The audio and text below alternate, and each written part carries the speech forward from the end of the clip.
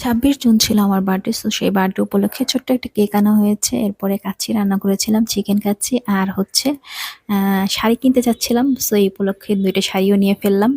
আসসালামু আলাইকুম my YouTube family. Welcome to my channel. চলে আসলাম নতুন একটি ভিডিও নিয়ে। তো 26 জুন যেহেতু ১০ই মহরম ছিল, তো রোজা ছিলাম ওইদিন। এইজন্য বাইরে কোথাও খেতে যাওয়া হয়নি। ভাবলাম ইফতারের জন্যই বাইরে থেকে কিছু কিনে নিয়ে আসা যাক। তো নিয়ে এসেছিলাম গ্রিল আর নান। এটা দিয়েই আলহামদুলিল্লাহ ইফতার করা হয়েছে। সাথে বোরহানিও ছিল। তো সেদিন আর কাচ্চি রান্না করা হয়নি। পরদিন হচ্ছে আমার আব্বা বাড়ি থেকে অনেক, অনেক কিছু পাঠিয়ে দিয়েছে ট্রেনে করে। তো ওগুলোই আনা হয়েছে। এখন বাসায় এনে সব আস্তে, আস্তে বের করছি। এটা হচ্ছে সরিষার তেল। আমরা মেইনলি রান্নায় হচ্ছে সরিষার তেলই খাই। মানে এমন কিছু নাই যে দিয়ে দেয় নাই। নারিকেল, এরপর হচ্ছে বিভিন্ন ধরনের শাক, বিশেষ করে এগুলো সিদ্ধ করে ফ্রিজিং করে তারপরে দিয়েছে। আর এটাও হচ্ছে কি যেন একটা ডাল, এটা মাসকলাই মনে হয়। এটা সিদ্ধ করে দিয়েছে। এই তো এরপরে কচু শাক আছে, কচুর লতি আছে, এরপরে চাল কুমড়া শাক আছে।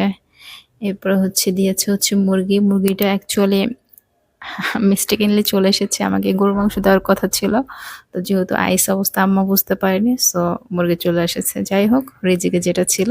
তো এই মুরগিটা দিয়েই আমার ইচ্ছা আছে হচ্ছে আজকে চিকেন কাচ্চি বিরিয়ানি রান্না করার। ভেবেছিলাম বিফ দিলে বিফ দিয়ে করব, যেহেতু মুরগি দিয়েছে সো মুরগি দিয়েই। আর পাঠিয়েছে হচ্ছে ১০ লিটার দুধ। এই তো। আর সাথে এখানে আছে হচ্ছে কাঁঠাল আর আরেকটা বস্তায় কার্টুনে করে ওটাতে আছে হচ্ছে আম। ও এরপরে হচ্ছে দিয়েছে কালিজিরা তেল, তিলের তেল। এটা আমি দিতে বলেছিলাম। আর এই যে কার্টুনের আমগুলো, এই আমগুলোকে আমাকে সর্ট আউট করে ভালোভাবে রাখতে হবে। বাড়ি থেকে এগুলো পাঠালে আর কি, আব্বা আম্মা অনেক কষ্ট করে পাঠিয়েছে। তারপরে এগুলো হচ্ছে সবকিছু অ্যারেঞ্জ করে সর্ট আউট করে রাখা, এটাও অনেক কষ্টের ব্যাপার। তো ব্যাপারটা হয়েছে, কেকটা আমরা নিয়ে এসেছিলাম গ্রিল আর নানের সঙ্গেই, সরি শিকা নানের সঙ্গে। তো সেদিন আমাদের পেট ভরা ছিল জন্য আর কেক কাটাও হয়নি, খাওয়া হয়নি। তো নেক্সট ডে ভাবলাম যে এখন আজকে কেকটা খাওয়া হোক। তো এই তো মিনি সাইজের একটা কেক। এটা হচ্ছে ব্ল্যাক ফরেস্ট। তো এটাই এখন আমরা ভাগাভাগি করে খেয়ে ফেলবো। অ্যাকচুয়ালি বার্থডে নিয়ে যতই বলি মানে কোনো এক্সাইটমেন্ট নেই। বাট এখনো আমার মনে হয় যে আমার ছোটবেলার মতো এক্সাইটমেন্ট কাজ করে।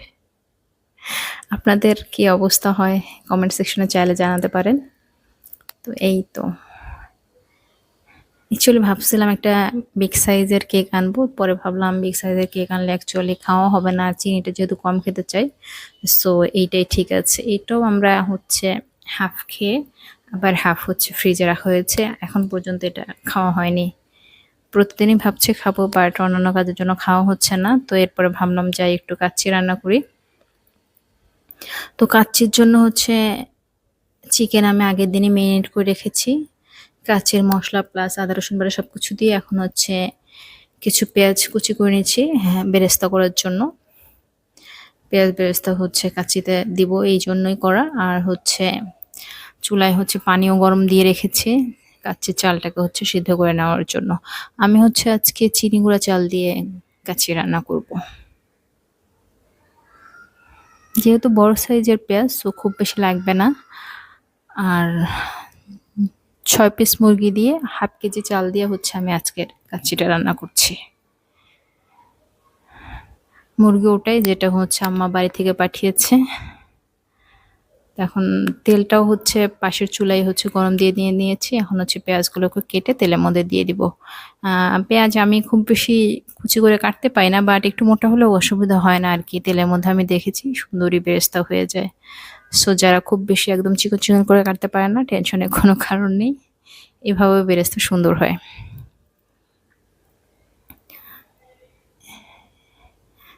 এই যে এটা একটু আস্তে করে দিতে হবে, কারণ অনেক সময় তেল ছিটে আবার হাতে লাগতে পারে। তো আমি চুলার পাওয়ারটা একটু কমিয়ে দিয়েছিলাম, যে পেঁয়াজটা দেওয়া হলে তেল যেহেতু আগে থেকে একটু গরম ছিল, তো পরে আবার বাড়িয়ে দেওয়া যাবে। এটা হচ্ছে গতকালকেই ম্যারিনেট করে ফ্রিজে রাখা ছিল, ফ্রিজের নর্মাল পোর্শনে আর কি। তো বের করে নিয়েছি। আমার পেঁয়াজ বেরেস্তাটাও হয়ে গেছে। এখন কিছুটা বেরেস্তা আর কি মাংসের সঙ্গে দিয়ে মেখে নিচ্ছি। মেখে যেই পাতিলে রান্না করব সেখানে দিয়ে দিয়েছি। চালও মোটামুটি সিদ্ধ করে নিয়েছি, মানে হাফ সিদ্ধ করে নিয়েছি। আর এইবার দিয়ে দিচ্ছি হচ্ছে অরেঞ্জ ফুড কালার। সাথে আমি আলু দিয়েছি, আবার ডিমও দিয়েছি, সিদ্ধ ডিম। তো সবকিছু দিয়ে সেট করে ভালোভাবে ঢাকা দিয়ে এটাকে হচ্ছে বসিয়ে দিয়েছি চুলায়। এরপরে চুলার নিচে আরেকটা পাত্র দিব, দিয়ে এটাকে রান্না করেছি মোটামুটি 40 থেকে 45 মিনিট পর্যন্ত। এদিকে সালাদ কাটাই ছিল, আমাদের বিরিয়ানিও আলহামদুলিল্লাহ হয়ে গিয়েছে।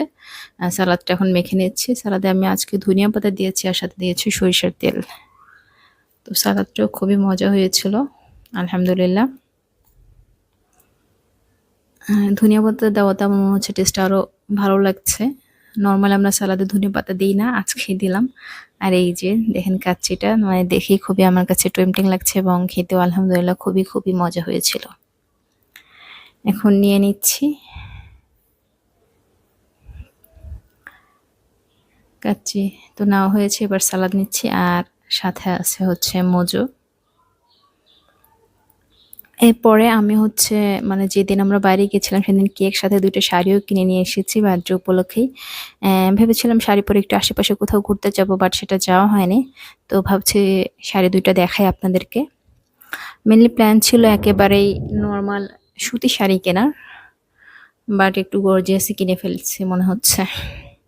অ্যাকচুয়ালি বাসায় গর্জিয়াস শাড়ি আছে, সো ভাবছিলাম যদি বৃষ্টির দিন বাইরে গেলে একটু নর্মাল কোনো শাড়ি থাকলে পরা যাবে। এই তো কাচ্চিটা আমি রান্না করেছি ইউটিউবের রেসিপি দেখেই, চাইলে আপনারা ইউটিউব থেকে রেসিপি দেখে বানাতে পারেন। আর এখন দেখাচ্ছি আপনাদেরকে হচ্ছে শাড়ি। একটা গ্রিন কালার শাড়ি অ্যাকচুয়ালি অনেক দিন থেকে নিতে যাচ্ছিলাম, আমার কালেকশনে গ্রিন কালার শাড়ি নেই। আর আরেকটা হচ্ছে ব্লু আর কি কালার বলবো, এটা বিস্কিট টাইপের কালারের মধ্যে, এটাও ভালো লেগেছে। অ্যাকচুয়ালি নর্মাল তাঁতের শাড়ি নিতে যাচ্ছিলাম, বাট একটু হ্যাভি শাড়ি নেওয়া হয়েছে। এগুলো টাঙ্গাইলেরই, বাট কি একটু মাশরু সিল্ক না মাশরু কটন এই টাইপের কিছু বলে হয়তো। এটার পাটা খুবই ভালো লেগেছে, একদম ডার্ক গ্রিন কালার, আর বডিটাও ভালো লেগেছে। আর এই যে এটা হচ্ছে গ্রিন শাড়ি, শাড়ির আঁচলের এই ঝুলগুলো থাকলে তো আমার খুবই ভালো লাগে, সো ওটাই আগে দেখালাম। আর ভিতরে এই যে এরকম একদম এরকম একটা গ্রিনই খুঁজছিলাম। তো আজকের ভিডিওটি কেমন লাগলো জানাতে ভুলবেন না। চ্যানেলে নতুন হয়ে থাকলে সাবস্ক্রাইব করে দিবেন। চলে আসবো আবার নতুন কোনো ভিডিও নিয়ে, সেই পর্যন্ত ভালো থাকবেন সবাই। আল্লাহ হাফেজ। আর কোন শাড়িটি বেশি সুন্দর লাগছে জানাবেন অবশ্যই কমেন্ট সেকশনে।